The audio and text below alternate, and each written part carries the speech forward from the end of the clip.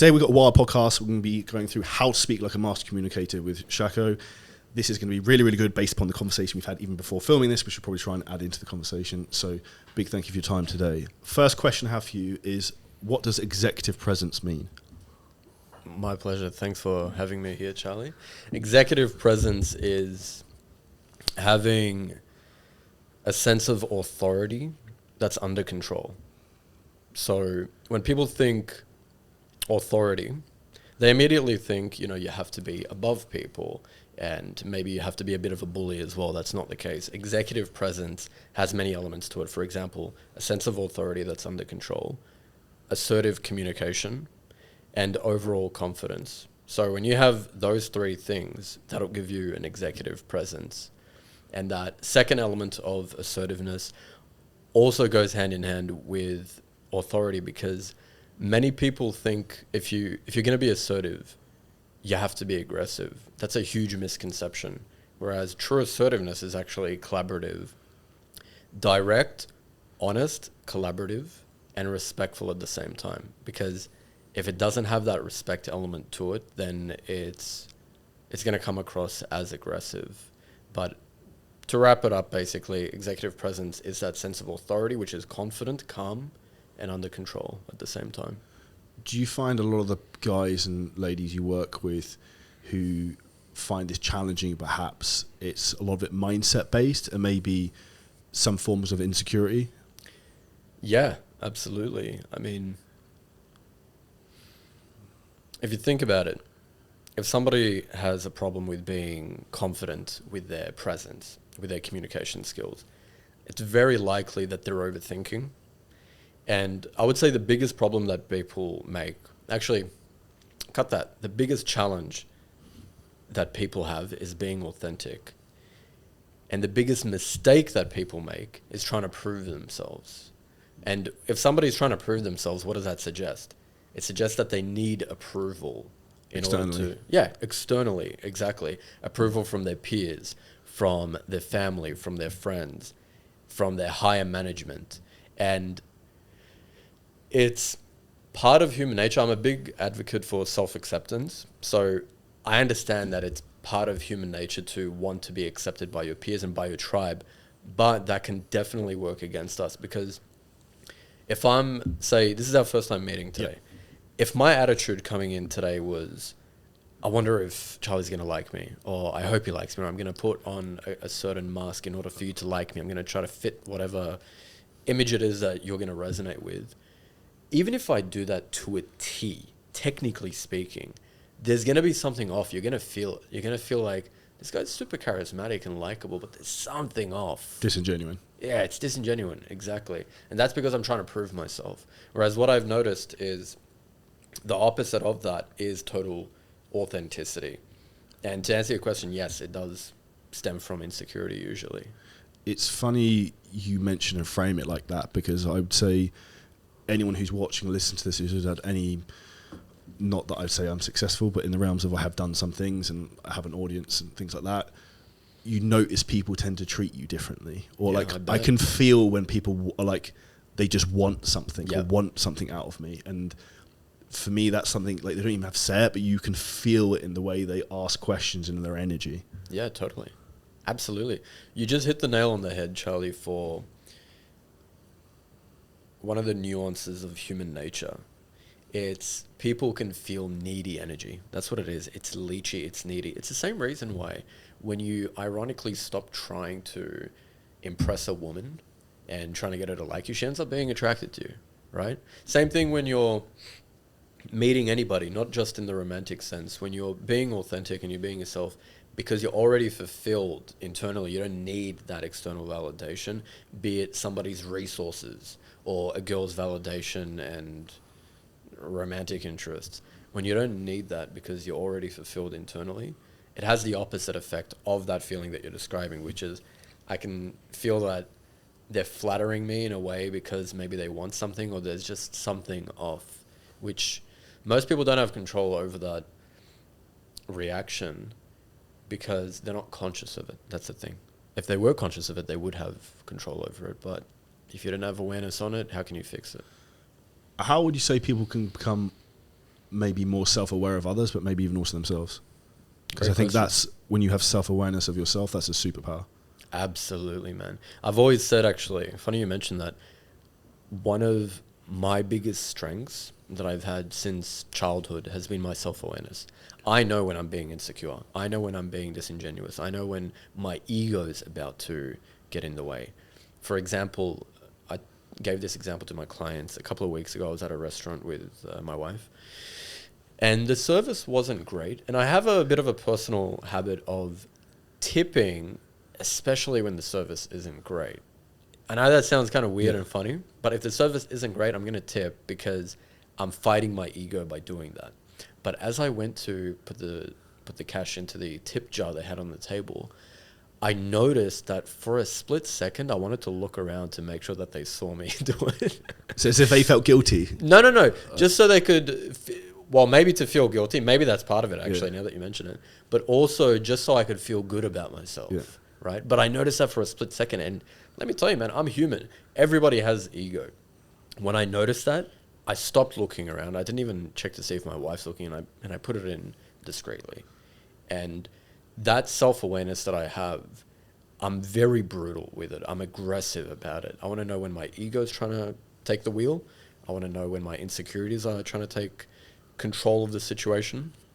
And the first module that my clients go through actually isn't body language. It's not negotiating skills. It's not presentation skills. It's presence and energy. Part of presence and energy is self-awareness. It's having the ability to notice your behaviors, your habits, your thoughts, and your feelings, especially the habitual feelings and thoughts that you have. And we do that through many processes, such as mindfulness, for example. Meditation is a huge tool that we use. And just reflecting in the moment as well. Noticing, say you're at a social setting or a meeting, and you notice you start to tense up, or you feel a little bit worried about what people are thinking about you. In those moments, if you can catch yourself doing that, worried about what people think or getting a bit self-conscious, if you can counteract it physiologically, relaxing your body, taking a deep breath, and then actually giving the people your full attention rather than thinking about yourself, that's also part of self-awareness, right? It's realizing how much we're thinking about ourselves instead of putting our attention outwards. I give a good example of that. I used to really struggle with public speaking, and we hold a lot of events, and I used to get, I wouldn't say the word terrified because I'm not scared of anything, but I'd get nervous, and it would come across, and it would just not be shit, but it wasn't great. And the most simple reframe that a speaking coach taught me was just keep saying over and over again, I'm not nervous, I'm excited, I'm not nervous, I'm excited. And I literally would just do that before, and I think I'm not nervous, I'm excited, I'm not nervous, I'm excited, and almost like G myself up, and then bang, I'm in. And like I just reframed that energy, rather instead of it being having a negative consequence, to powerful reframe. A powerful consequence going forwards. Do you know the science behind that as well? I have no idea. It's so interesting. No, it's so interesting because the thing with reframing nervousness as excitement is you're not bullshitting yourself, because they've done studies. And what are the symptoms of nervousness physiologically in your body? It's shortness of breath, it's sweaty palms, it's maybe shaky hands and legs, it's stiff muscles, and there was another one. Increased heart rate? Increased heart rate, that's the one.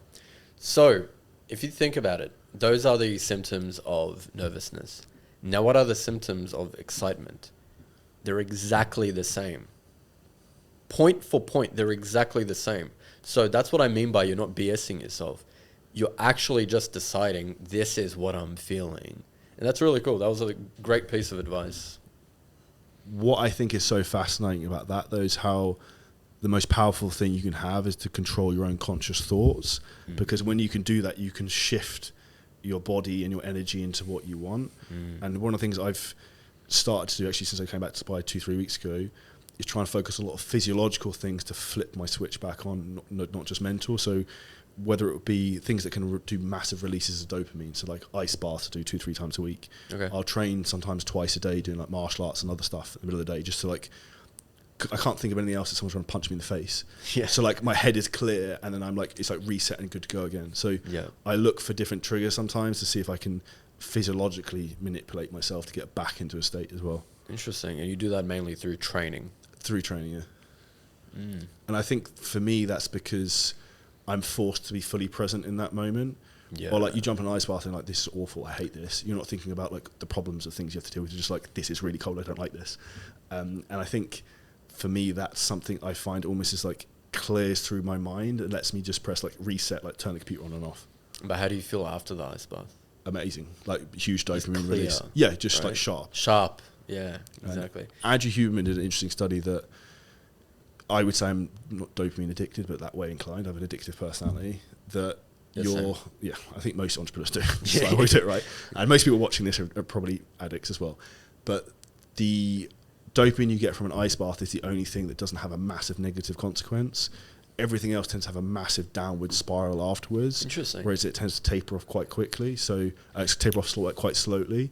So that's why I started using that as a tool to just try and like almost uplift myself. So if I was going to film some content at home, maybe some podcasts, I might try and do it after I've had an ice bath. So I'm like super high frequency and have a lot of clarity. Yeah, that's interesting.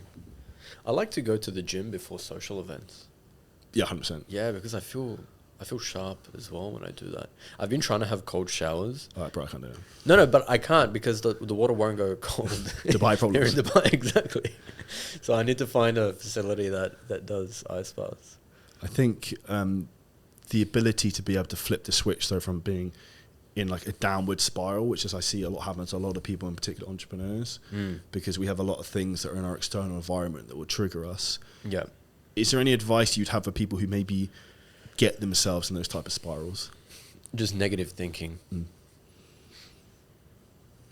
Remember I said I'm very brutal and aggressive with my self-awareness when it comes to my ego. I truly believe that there are levels to consciousness.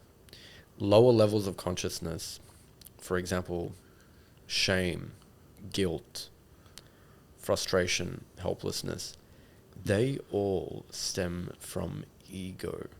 Most things come back to the ego if you think about it.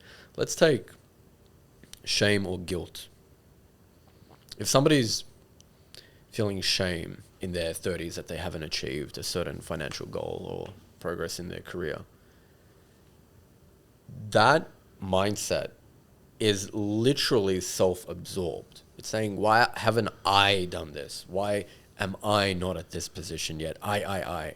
Whereas you meet entrepreneurs, especially, I like to call it the new age of entrepreneurs, like the new rich, right?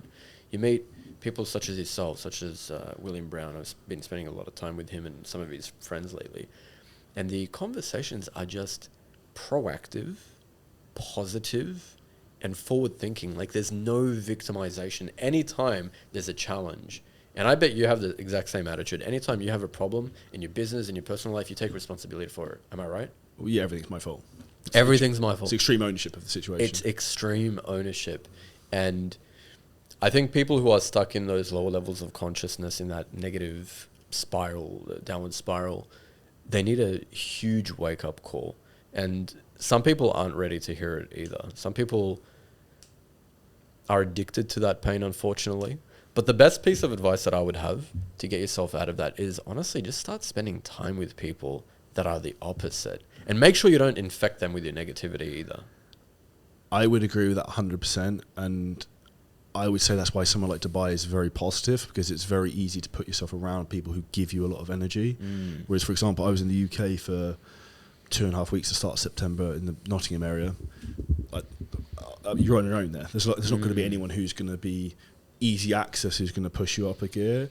Whereas you'll find people in life that after you've had a conversation, you spend time with them, you feel like motivated and pumped up for it. I feel energized. Yeah, it's like it refills your tank almost. Exactly. Yeah, the best kind of friends, they refill each other. They boost each other's energy. And if somebody's stuck in that low vibration, what you'll find is they're usually friends with people who are also complaining about that sort of thing.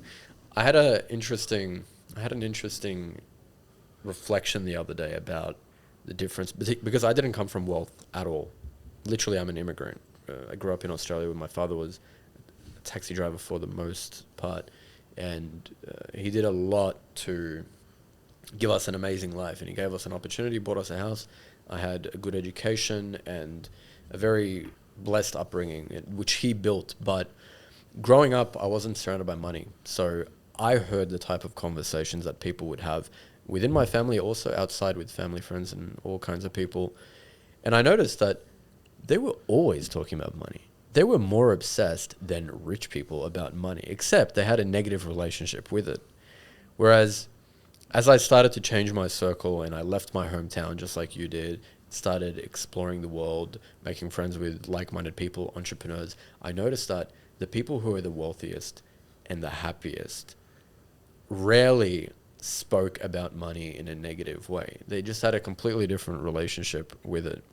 And it goes to show how different, talking about mindset, goes to show how different your reality is compared to somebody in a low consciousness thinking. I'm not saying they all had low consciousness thinking, but there are definitely levels to this. And depending on the type of conversations you have with the type of people that you're surrounded with, that creates the reality that you have. One thing I found personally useful in that type of context is being very aware of the language that I use. So like I'm working with a speaking coach at the moment, and one of the things she's one of the things that I am doing is start of every day I write a page of just like what I did yesterday, how I feel physically, mentally, what I'm doing today, like whatever, just to like brain dump stuff out of my head. Yep. And I caught myself 2 days ago for saying I need to do X, Y. I was like, I don't need to do X, Y, Z. I want to do X, Y, Z. Just trying to reframe the way I think from needs to wants, if that makes sense. Yeah, it makes total sense. So I'm a Muslim and I pray 5 times a day. And sometimes I catch myself saying to my wife, I need to pray real quick before we go. And I say, wait, no, I'm going to pray before we go. Because if I say I need to pray before we go, that means, I'm kind of forcing myself. Yeah, I have to do it. Don't want to do it. But instead, if you take ownership for it, as you said, it just changes the dynamic immediately. It's about paradigms, isn't it? You're living in a paradigm of, yes, my life is within my control. And I like that exercise as well, by the way, because I tend to do brain dumps as well. Super valuable, by the way, for everybody listening. If you tend to have a lot on your mind, just open up a journal. Buy yourself a nice journal, by the way. I always recommend to my clients, get a nice moleskin with a nice pen. It'll feel good. And just write a journal entry with whatever's on your mind. It can be nonsense. It doesn't even have to make sense. It doesn't have to be structured. It's your journal, and that'll clear up your mind. I 100% agree. So I've got a moleskin that I use. I've got multiple ones. I bought another one on Amazon that like looked fine. It came through. It was like one of the mini ones. I was like, that's useless. But having a decent pen, I think, is a must, and it's something that makes a big difference because you have a decent notebook, you have a decent pen, you actually enjoy writing, and you want to do it. And for me, I think that's one of the things you suddenly start to become very self-aware, and you start to reflect on actually what you're doing every day, why, the way you think. And that's where you can get that state of super high awareness with everything you do in terms of the way you communicate with other people, but also yourself, which I think is probably more valuable. Absolutely. You strike me as somebody, and I hope you don't prove me wrong, but you strike me as somebody very humble. So I want to ask you a question. What motivated you to buy a watch like that and buy your Ferrari? That's a great question. So the Ferrari, my dad had two when I was growing up. We went from a super affluent one, but he did okay. So that was something I have probably a bit of a chip on my shoulders that I want to beat my dad. Yeah. So like that is what it is. So that's probably that. Very humble. And then the watch is just something I always wanted. And I think for me, it was probably a ticking the box exercise. And I think the car was to some degree. And I would say the reality is once you have these things, you don't really care anymore. Like it tells the time and the car drives me to where I want to be. Yeah. But it's probably some form of, for me, it's internal validation rather than external validation. So like, I'll give a good example of this. I had the car a week. I didn't put it anything on social media, didn't do anything with it. I just wanted to enjoy the thing, like have it for myself and just drive around, do whatever. Whereas I see other people, as soon as they get something like that, bang, it's on Instagram, bang, it's on this. Like I purposely don't want anyone to know about this. Right? I want to enjoy it myself. Because the reason I bought it was for myself to prove a point like, yes, you've done this, you're in this point, you can have these things now. Whereas I had probably a limiting belief before that you're not worthy of X, Y, Z yet. Interesting. So you waited a week before you even posted it online. That was a very conscious effort. How did you overcome that limiting belief? In terms of buying the car? No, in terms of not deserving X, Y, and Z. Just through proof in the end. Like, Yeah, I would say, proving to yourself. I would say I had self-doubt until probably maybe 12 months ago. Wow. Like, to some degree. That's And so I'd probably interesting. sold maybe, no one externally would have known, but internally, I'd probably sold maybe $8-9 million of stuff online at that point. Like, obviously knew what I was doing. Like, it just didn't happen overnight. But the reality is I wanted to stack so many wins behind me that I had so much confidence behind me. It's like I have all these awards in my office, I've got all this other stuff. Moments I have self-doubt, I just look back and like, well, I've got all this stuff, I've done these other things. If you have a problem, you'll figure it out. Like, you just need to think in the right steps and think the right process. And one thing I'd say with people when it comes to solving problems, a mentor of mine, Craig Ballantyne, said he's like, you're a made man in fitness. It's like, if you've got a problem, you know him, you know him, you know him, you know him, you know him. Like, just ask people and they'll be able to help you solve the problem. And this is where the two things that solve problems in life for people is, one is money and the other is people. Like, as soon as I start to learn and think like this, the confidence started to come because I realized I'd done X, Y, Z. I could allow myself to have the things I wanted. And I also had the network of other people who could help me if I did get in a situation I didn't know what to do. The two things that can solve problems, real world problems, are money and people. That's undeniable. Yeah, I just learned something new. That's really cool. I like that.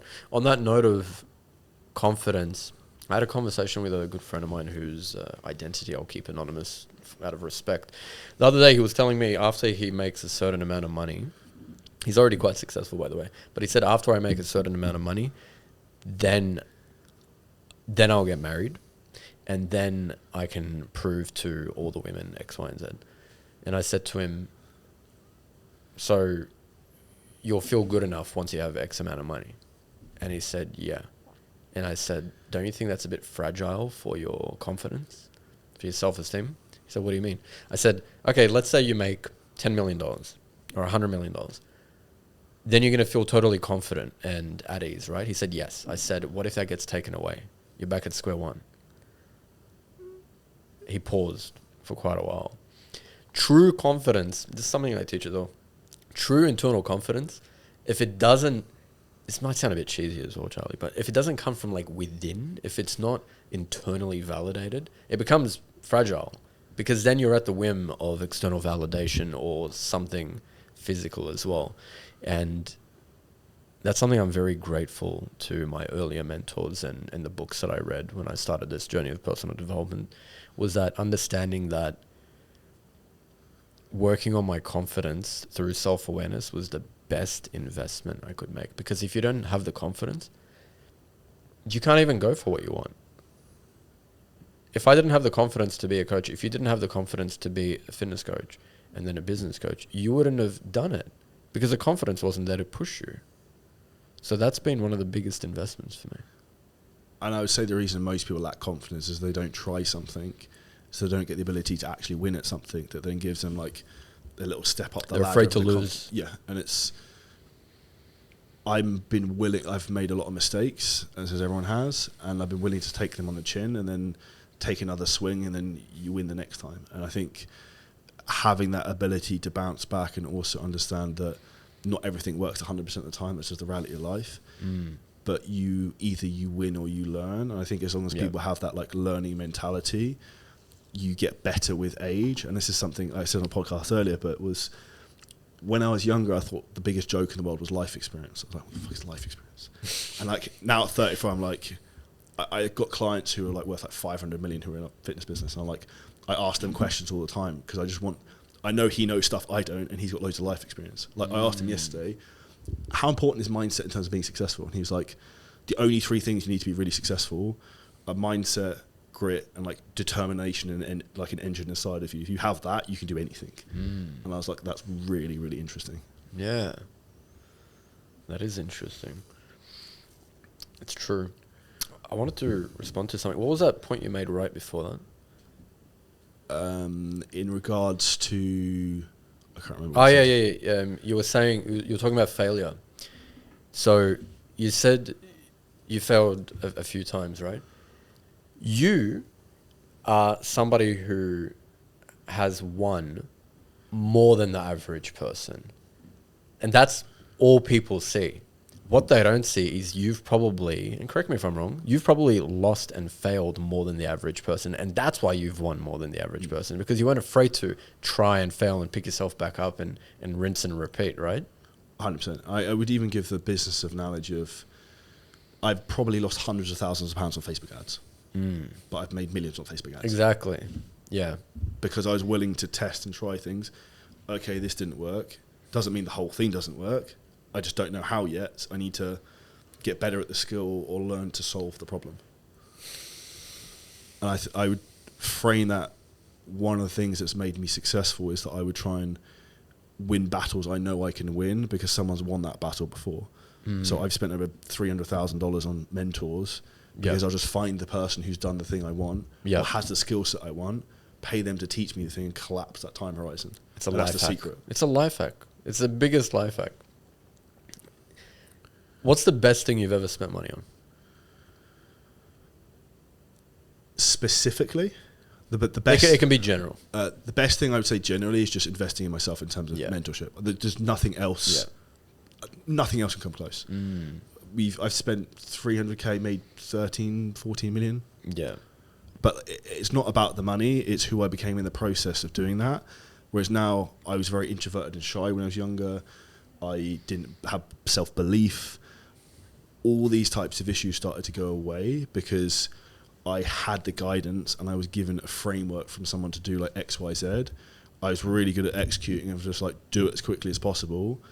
It would work. I then got confidence, and those other things that were maybe limiting beliefs in terms of mindset would start to go away. Yeah. The big problem I see that so many people have, particularly young men, is one, they're too arrogant to ask for help or believe someone else has the solution. And two is they're not actually quick enough to do the thing, or it's okay, it's Charlie, it'll work for him, it won't work for me, or it'll work for so-and-so. It's like, the reality is things work when you actually do the work and do them. Or they believe it's BS. Or they believe it doesn't even work. And it's all a big scam. People love to make excuses. Why do you think skepticism in the world is so high? Like, it's the highest it's ever been, apparently. My take on that would be something that's fair. It's a fair position to be skeptical, I believe, because of information overload. For example, man, I went to the bookstore, Kinokuniya, the other day. Huge bookstore. It's insane, right? I love going there. Yeah, it's amazing. I bought like a stack of books, and I realized when I opened up the first book that I bought, I just liked the title, to be honest. And I know that sounds a bit silly, but it was one of the best sellers as well in the store. Something, Emotional Intelligence Habits. Look, kudos to the author. God bless you. I know that most people who read this book are probably going to take something away from it. And I have, but maybe this is a problem when you're in this space, when you've consumed so much information about personal development and you've got so much coaching. I'm reading it and I'm like, it's so simple. It's really obvious. Yeah, right? It's so obvious. It's like, have good sleep hygiene, be positive. Literally one of the chapters is like, be positive. I'm like, I know this shit. Yeah. Tell me what to do, man. Yeah. I know. I don't want to be positive anyway. No, I'm kidding. But there's so much information out there, and that's why people are skeptical. Because, okay, one piece of feedback that I get from clients personally when they join the program is, Shako, you stand out in terms of content. When I saw your videos, you seem very genuine. And that's one of my favorite compliments to receive as a business owner, because reality is my videos are authentic. I don't like scripting my videos. They're genuine. I talk to the camera and I don't even edit them. They're just raw. And that just stands out from what people see. There's an overload of information. Like in the coaching industry, for example, one thing that my first coaching mentor taught me, his name's Richmond Din in Sydney, he said, yes, the coaching industry is saturated, but you don't need to worry about that because most of them, 99% of them, are shit. And it's so true. It's so easy to stand out as well. But that raises that resistance from people as well from time to time. What you said there is interesting, and a framework I like to think about is becoming category of one, where you become so good at the thing you do and so different and unique in terms of who you are. There's no competition. That no one else competes with you. So like, for example, in my industry, we specifically mainly help fitness coaches grow their own business. There's no one else who's teaching people to do that who has a fitness business that does 7 figures a year or has done in the last decade. So that automatically is a USP that I've done the thing and do the thing you want to do. I've helped all these other people do it. We had another coach today hit their first 100K month. Wow. Like, it's then impossible that you can't do it as well. When I do it, they do it. I teach them to do it. It's on you if this doesn't work. That's what I was telling you before we started recording this podcast, that I was complimenting you on your content because I was telling Will about this yesterday, actually. It's very dynamic. And I like your 7-figure scaling systems, the name of your business, 7-figure scaling systems. Like, I can just imagine it's like, oh, cool. Charlie has a scaling system to help you get to 7 figures. And you've done a really good job with the marketing side of things, with the titles, even financially stacked and physically jacked. That just rolls off the tongue immediately, man. I freaking love that. Is that how you introduce yourself, by the way? Hi, I'm Charlie, financially stacked. Maybe comedically, some people say that sometimes. Yeah. Can't remember where I was going with that. But I think that's where it's important people brand themselves differently, because there's so many people who are so vanilla in terms of what they're about, but when you're very clear in terms of, this is who I am, this is what my brand is, this is what I personally stand for. So like for me, it's like, I personally stand for, like, I want to be in great shape. I want to be superhuman in everything I do. I want to make loads of money. I want to help loads of people. I want to have as much impact as I can. And you can feel that. Yeah, I'm very clear and energetic, and like anything I put online, I don't give a shit. I just show what I actually do every day. Yeah. Like, whereas some people, I think, are very false in terms of the way they present themselves. And I think that's why a lot of people maybe struggle in terms of having internal mindset issues, because they're trying to almost play a character in their life. That's what it is. Whereas, like, I'm trying to make my life, I've made my life like real Grand Theft Auto. Like, the game is life. Yeah, I hear you. I agree. Why do you think a lot of people struggle in terms of communication generally, and in particular entrepreneurs? Do you think some of this is an effect in terms of maybe social media, perhaps? I think it's a lack of presence and a lack of authenticity. For example, because you're asking about entrepreneurs, let's take sales. You guys teach sales in your program, right? Nice. I love sales. Yeah, me too. I believe sales is one of the easiest and funnest jobs on the planet. Why? Because you're genuinely, you should be, this is my belief, you should be genuinely connecting with people. I'm at a point now, and I've always been like this, to be honest though. I've developed this over time, but when I sell, I'm genuinely curious if A, I can help this person, and B, do I like this person? I have a rule for myself where halfway through the sales call, if I have a headache, I'm not going to take that person on as a client, because I don't want to deal with that. And that means I'm being genuine. It's like I'm actually screening you to see if you're a good fit for us to work together. I'm not even selling myself. You're selling yourself to me. So one of the biggest mistakes people make goes back to the mistake they make in executive settings or in social settings, which is trying to prove themselves. Remember, like I said that at the beginning, one of the biggest mistakes people make is trying to prove themselves. And that's exactly what entrepreneurs do, not only on sales calls, but as you said, when they make content, when they do the DMing, or when they're even coaching sometimes, and meeting people, going to networking events. They're trying to prove themselves instead of being authentic. Would you say they're the type of people who talk about themselves a lot? They love to. Yeah. They either talk about themselves a lot, or they're constantly looking around for approval, or they try to dominate conversations as well, thinking that if I prove my intelligence or my success, this person is going to approve of me and I'm going to get that status. One of my favorite thought processes is like the strongest person in the room is the quietest person in the room. And there's a quote I love as well, which is, speak only when you can improve upon silence. True wisdom lies not in just what we say, but knowing in when words are unnecessary. Absolutely. Because a lot of people just waffle on bullshit and they don't really get to the point. That's a big mistake. Whereas the power is to, like, when that person says something, people listen. Yeah. One of the biggest mistakes people do is waffle on. In fact, it's something I tell my clients. I say pause frequently. Even in conversation, pause for 2 to 3 seconds before responding to anything, because that gives you that aura of authority. It shows that you're under control and that you're not reactive. Because people that are reactive, that means that psychologically, in the social dynamic, you have less status if you're very reactive to the other person. because then you're at the effect, you're not at the cause. And the more you speak, this is a quote from Robert Greene, one of my biggest inspirations. He says, the more you speak, the more likely you are to say something stupid. Is that the 48 laws of power? It is. Yeah. Yeah. I think that's where sometimes people literally dig themselves holes. You know, and I sit like watching people's sales calls. I'm like, you should just shut up then. Why did you keep talking? Exactly. And I think that's where moments of silence, in particular in a sales environment, is sometimes the most powerful thing. Yeah. And I think where a lot of people struggle from a sales perspective in terms of communication is they feel uncomfortable asking the awkward direct question, whereas a lot of people actually get a lot of respect from actually being asked directly the uncomfortable thing, because no one's probably asked them before. Yeah. Absolutely.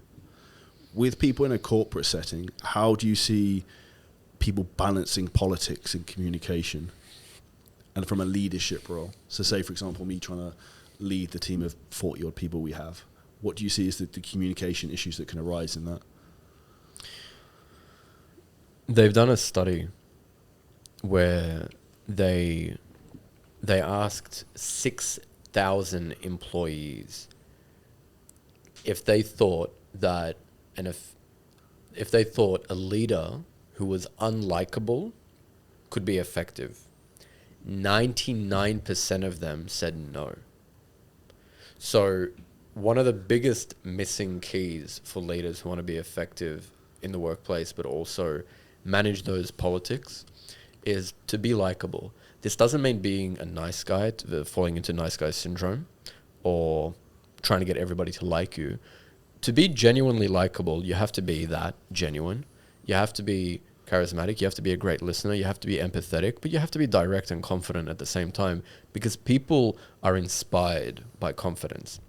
When there's somebody in the workplace or in the room who gives off that aura that they just trust themselves, that they're confident, everybody else is going to look to that person when something goes wrong, right? This is how... What I like about social dynamics is, part of the reason I'm very passionate about it is it relates to everything. It's not just in the workplace. Even in relationships, for example. I tell my executive clients all the time, I say, when you learn how to be certain and trusting yourself with confidence in the workplace, your wife is going to thank you for that, because she's going to feel that. Next time you go for dinner, she's going to feel your authority when you walk into that restaurant. So that's the first thing.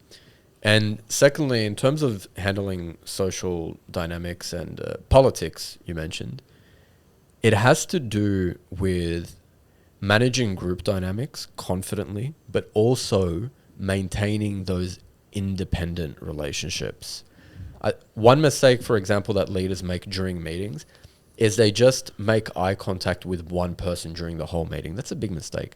You want to be looking at everybody in the room to make them all feel heard, because subconsciously it triggers resentment actually in everybody else when, let's say we're in a meeting and I'm just looking at the manager. I'm the CEO, but I'm just looking at the manager. I'm not looking at the salespeople or anybody else. They're going to feel left out. So learning how to hold court and maintain those independent relationships at the same time is definitely going to help with managing those politics. I think that sometimes where it's those small little things make a big difference. And one of the things interesting that I've started doing is I've started learning about like great people from the past. So like I'm currently reading a book about like Alexander the Great. Like I try and look at like interesting things they've done in terms of traits and the way they led people. And I think like success leaves clues. Obviously this is from thousands of years ago, but people who had monumental success in things back then, there's always lessons you can learn. And I think when you apply those to the modern day world, it's something that a lot of people don't do. Yeah, totally. I love that, by the way. I do the exact same thing. One of my favorite books of all time, apart from the 48 Laws, is Leonardo da Vinci's biography by Walter Isaacson. If you haven't read it, man, you would love it. It's so good. I want to read about Caesar as well. I haven't read about Alexander, but there's definitely something very inspiring. I think it plays into the warrior archetype within every man. You know, there's a reason why we enjoy, as men especially, we enjoy watching movies like Gladiator or Troy or even 300, which is kind of silly, but like there's something inside of us where it's like, hell yeah, I want to be a Spartan. That's why for my office, I wanted to get a piece of art just for decoration and make it my own office. And I got the painting called The Coronation of Napoleon because, not sure if you know the story, but Napoleon was a self-made emperor. He was the greatest general, one of the greatest of all time. And when he crowned himself, well, the process, the custom was for the Pope to actually crown him, but he didn't do it, or the head of the church rather. He didn't let him do that. He grabbed the crown and he said, I got myself here, and he crowned himself. And that's just so inspiring because it's a story that shows you that you can literally crown yourself no matter who you are. Why do you think some people struggle to think like that?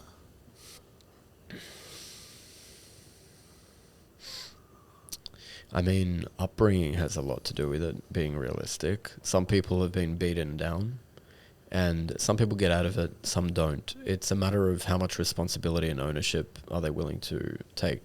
With me, for example, I grew up being bullied. I was very, very insecure and socially outcast growing up. And now I'm a communication coach because I dug myself out of it. And that's what it is. It's a lot of digging. It's crawling through the mud.